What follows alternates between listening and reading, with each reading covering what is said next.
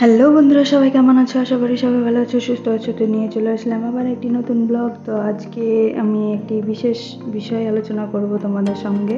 আমার বাচ্চাদের স্কুলের এক্সাম শুরু হয়ে গেছে, ফাইনাল এক্সাম। ওদের সিবিএসসি বোর্ড যেহেতু, সেই কারণে মার্চ মাসে এক্সামটি শুরু হয় আর এপ্রিল মাসের আগে শেষ হয়, আর এপ্রিল মাসে ওদের আবার নতুন ইয়ার শুরু হয়ে যায়।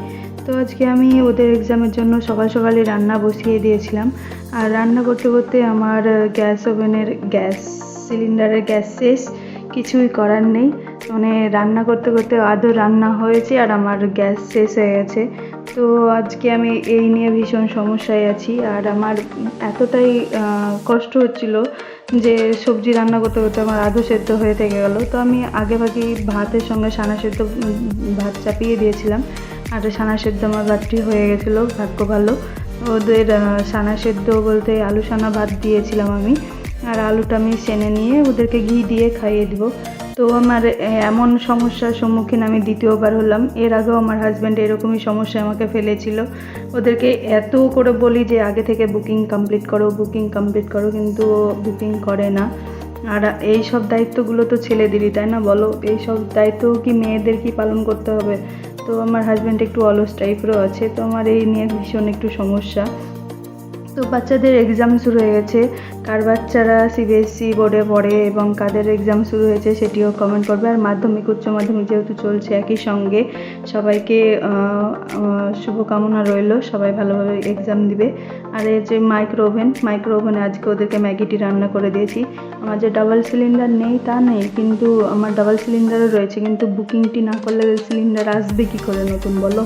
সিলিন্ডারই আসলো না। আর আমার দুটো সিলিন্ডার, দুটোই ফাঁকা এখন বর্তমানে। আমার রান্নাবান্না এখন সব মাথায় তুলে বসে থাকো আর আধো সেদ্ধ ভাত খেয়ে থেকে যাও। কারণ হয় রেস্টুরেন্টে যাও, নাহলে হোটেলে যাও, আর নইলে ওই আধো সেদ্ধ খেয়েই থাকো, কিছু করার নেই। তো আজকে এইভাবেই আমার দিনটি যাবে, আমি ভালোই বুঝতে পারছি। আমার হাজব্যান্ড এখন ঘুম থেকে ওঠেনি।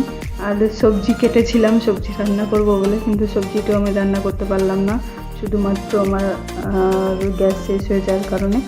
আর এখানে তো চুলা সিস্টেম নেই যে চুলায় রান্না করব। অবশ্য আমি বাড়িতে থাকতেও কোনো চুলায় রান্না করতাম না, গ্যাসেই করতাম। আর রাইস কুকারটিও আনা হয়নি গ্রাম থেকে। আর তাছাড়া কারেন্টের হিটার ইউজ করতে আমার ভীষণ ভয় পাই, সেজন্য আমি হিটারও ইউজ করি না। সমস্ত কিছুই আছে আমার জানো, কিন্তু আমি কোনো কিছু ইউজ করা হয় না। তো আজকে সেই চাইনিজদের মতো রান্না হয়ে গেছে, আধো সেদ্ধ। সমস্ত সবজি টবজিতে যত মশলাপাতি সব কিছু দেওয়ার পরেই হালকা একটু সেদ্ধ না হতেই বন্ধ হয়ে গেছে। তো সেই কারণেই আজ আধো সেদ্ধই সবজি খাওয়াবো আমার হাজব্যান্ডকে। রেগে যাবে, কিন্তু যত যাই বলো, সব থেকে আমার ভালো লাগছে এই গাছটিতে পাতাগুলো দেখে, প্রাণ জুড়িয়ে যাচ্ছে। সবুজ শ্যামল এই প্রকৃতি, আমার মনটা একদম ভরিয়ে দেয়। এই বাড়িটি ভাড়া নেওয়ার মেন কারণ হলো আমার এই গাছগুলো। মানে চারিদিকে একটা প্রাকৃতিক দিক আমার ধরে রেখেছে, চারিদিকে একদম পুরো মাঠ, আর ঠিক মিডিল পার্সনে আমার যে ভাড়া বাড়িটি সেটি। তো ঘর থেকে খুব সুন্দর প্রকৃতিগুলোকে দেখা যায়, অনুভব করা যায়, সেই কারণে আমার এই বাড়িটি ভাড়া নেওয়া। আর আমার এই বাড়িটিতে কি বলবো, মেন শহরের মধ্যেও না, আবার মেন গ্রামের মধ্যেও না, তার মানে খুব সুন্দর জায়গা, সেই কারণে। তো আজকের ব্লগটি এই পর্যন্ত। ভালো লাগলে লাইক কমেন্ট করো। Thank you.